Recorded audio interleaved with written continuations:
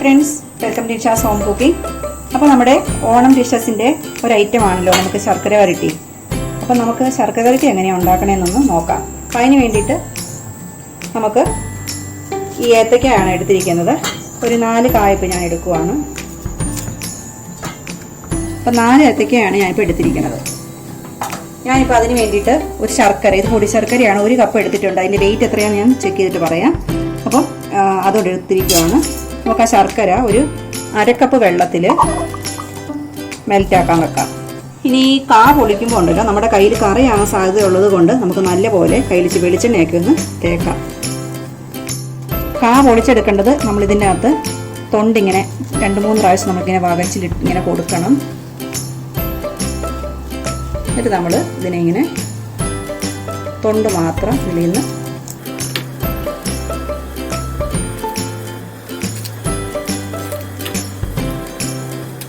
ഇങ്ങനെ പൊളിച്ചെടുക്കണം.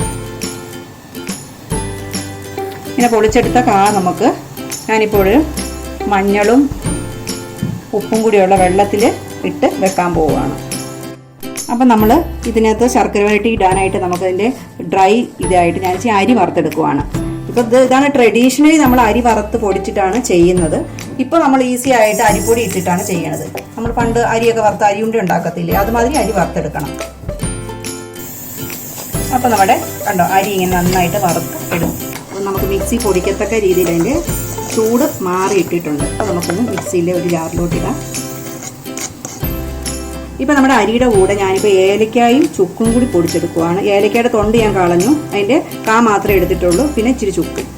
അപ്പോൾ നമുക്ക് ഇതുണ്ട്, ഇങ്ങനെയാണിത് പൊടിച്ചെടുത്തിരിക്കുന്നത്. ഒരു പാത്രത്തിലൂടെ മാറ്റും.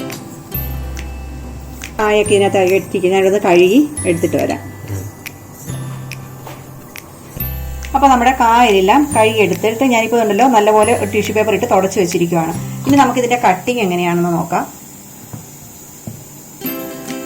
നമ്മൾ ആദ്യം നടുക്കൂടി ഇങ്ങനെ ആദ്യം ഒന്ന് കട്ട് ചെയ്യാം. അത് കഴിഞ്ഞിട്ട് പിന്നെ നമുക്കിതിനെ ചരിച്ച് വേണം കട്ട് ചെയ്യാനായിട്ട്. പിന്നെ ഇതിൻ്റെ കട്ടിയൊക്കെ സെയിം ആയിരിക്കണം, എന്നാലേ നമുക്ക് ഒരുപോലെ വറുത്തെടുക്കാൻ പറ്റുള്ളൂ. അപ്പോൾ നമ്മൾ കായ ഇങ്ങനെ അരിഞ്ഞെടുത്തിട്ടുണ്ട്.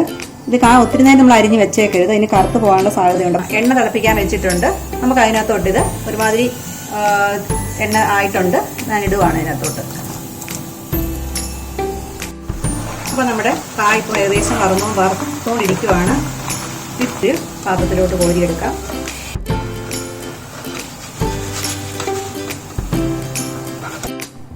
അപ്പോൾ നമ്മുടെ കായൊക്കെ നന്നായിട്ട് വറുത്തെടുത്ത് വെച്ചിട്ടുണ്ട്. ഇത് ഇത്തിരി പഴുക്കാൻ തുടങ്ങിയായിരുന്നു, അതുകൊണ്ടാണ് ഈ ഇച്ചിരി കളർ യെല്ലോ മാറിയിട്ട് നിൽക്കുന്നത്. പക്ഷെ എന്നാലും നല്ല ക്രിസ്പി ആയിട്ടൊക്കെ വന്നിട്ടുണ്ട്. അപ്പോൾ നമുക്കിനി എങ്ങനെയാണ് ഇതിൻ്റെ ശർക്കര വരട്ടിയാക്കണമെന്ന് നോക്കാം. അപ്പോൾ ശർക്കര ഉരുക്കിയത് ഞാനിപ്പോൾ ഈ ഇവിടെ പാൻ വെച്ചിട്ടുണ്ട്, ഇതിനകത്തോട്ട് ഒഴിച്ചു കൊടുക്കുക.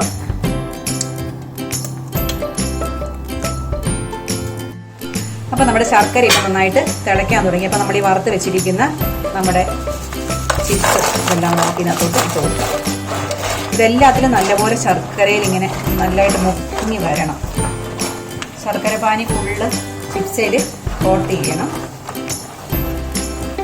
ഇനി ഇതുണ്ടോ, നമ്മൾ ഈ പൊടിച്ച് വെച്ചില്ല അരി വറുത്ത് പൊടിച്ച, അതിനകത്ത് ചുക്കും ഏലക്കയും കൂടി പൊടിച്ച അരിയാണ് വറുത്ത് പൊടിച്ചത്. അപ്പോൾ നമ്മൾ അതും കൂടി ഇട്ട് കൊടുക്കുകയാണ്.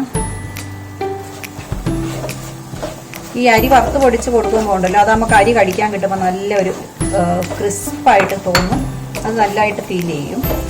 ഇനിയിപ്പോൾ നിങ്ങൾക്ക് ഈ അരി വറുത്തത് പൊടിക്കുന്നുണ്ടെങ്കിൽ അരിപ്പൊടി ഇട്ട് കൊടുത്താൽ മതി. അപ്പോൾ നമ്മുടെ നല്ല ക്രിസ്പി ആയിട്ടുള്ള ടേസ്റ്റി ആയിട്ടുള്ള ശർക്കര വരട്ടി റെഡി ആയിട്ടുണ്ട്. അപ്പോൾ നിങ്ങളെല്ലാവരും ഇതുപോലെ ട്രൈ ചെയ്ത് നോക്കുക. നല്ല രസം ഉണ്ടായിരിക്കും. ഓണത്തിന് നമ്മൾ സ്വന്തമായിട്ട് ഉണ്ടാക്കിയൊരു ശർക്കര വരട്ടി കഴിക്കുകയാണെങ്കിൽ. Thanks for watching. പുതിയൊരു ഐറ്റമായിട്ട് വരുന്നവരെ എല്ലാവർക്കും ബൈ.